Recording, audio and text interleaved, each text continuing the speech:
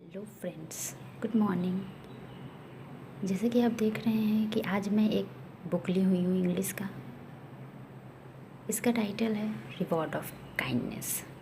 तो आप सोच रहे होंगे कि मैंने आज बुक क्यों लिया है। तो हमने पिछले वीडियोस में जाना वर्ड्स विद प्रोनाउंसिएशन, फिर इंग्लिश में कैसे लिखते हैं, कैसे पढ़ते हैं, उस पर हमने कुछ चर्चा की है। बट बहुत सारी चीज़ें एक साथ लिखना पॉसिबल नहीं है।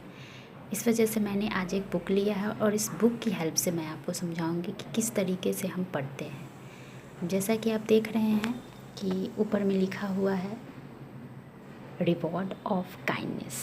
स्पेलिंग तो आपको पढ़ने आती ही है, लेकिन इसको क्या उच्चारण करते हैं वो मैं आपको बता रही हूँ। तो चलिए शुरू करते हैं चैप्टर को पढ़ना। Gopi was a poor village farmer. मैं आपको साथ साथ इसका मतलब भी बताऊंगी और प्रोनाउंसिएशन क्या है वो तो मैं पढ़ ही रही हूँ। तो गोपी एक बहुत ही गरीब किसान था। ही lived with his wife and 2 children. वह अपने 2 बच्चों और अपनी बीवी के साथ रहता था। He had a small piece of land where he grew vegetables. उनके पास एक छोटे से टुकड़ा था ज़मीन का जहाँ वो सब्जियाँ उगाते थे।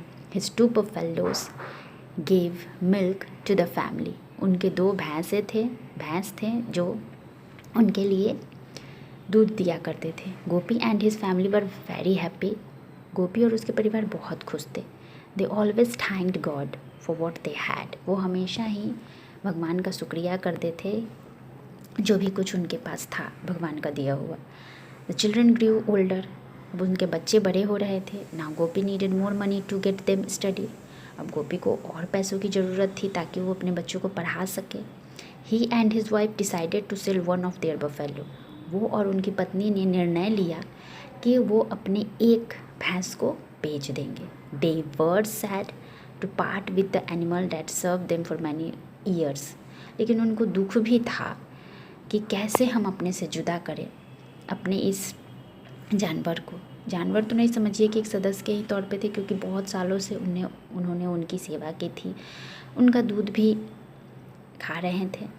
But they had no other option. लेकिन उनके पास कोई भी चारा नहीं था। The next morning Gopi set out for the cattle market with his buffalo. अब अगली सुबह गोपी जानवरों के मार्केट में चले गए, बाज़ार में चले गए अपने एक बफेलो को लेके।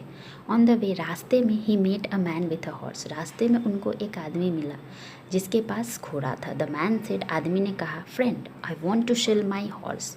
दोस्त, मैं अपने घोड़ा को बेचना चाहता हूँ। Would you like to exchange it with your buffalo. क्या तुम उसको अपने बफेलो के साथ बदल सकते हो। यहाँ एक्सचेंज का मतलब है बदलना, अदला बदली करना। गोपी थॉट, गोपी ने सोचा, that was a good idea. उनको लगा कि ये बहुत ही अच्छा उपाय है। And happily gave the man his buffalo. और उन्होंने उस आदमी को अपना भैंस दे दिया। बट सून ही डिस्कवर्ड, लेकिन जल्द ही उसको ये महसूस हुआ, उसने ये पाया डैट द हॉर्स वॉज लेम, कि घोड़ा तो लंगड़ा है। ही फील डिसअपॉइंटेड, उसे बहुत ही निराशा हुई। एंड कंटिन्यूड वॉकिंग, और फिर वो चलने लगा। तो जैसा कि आपने देखा कि मैंने पढ़ के आपको प्रोनाउंसिएशन भी बताया और इसका मतलब भी समझा दिया। अब इसी से रिलेटेड मैंने अलग अलग करके एक एक वर्ड्स का प्रोनाउंसिएशन आपको यहाँ लिख दिया। लगभग 60 वर्ड्स का प्रोनाउंसिएशन मैंने लिख दिया है, जैसा कि आप देख रहे हैं। 60 वर्ड का प्रोनाउंसिएशन मैंने लिख दिया है। अगर आपको परेशानी हो, पढ़ा हुआ नहीं समझ में आ रहा हो, तो मैंने लिख दिया है एक एक करके, जैसा कि आप देख सकते हैं।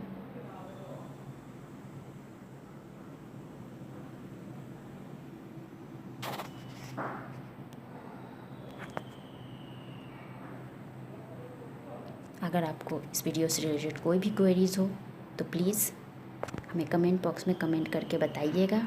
हमारे चैनल को सब्सक्राइब ज़रूर कीजिएगा। लाइक करना बिल्कुल भी ना भूलिएगा। थैंक यू मेरे दोस्तों।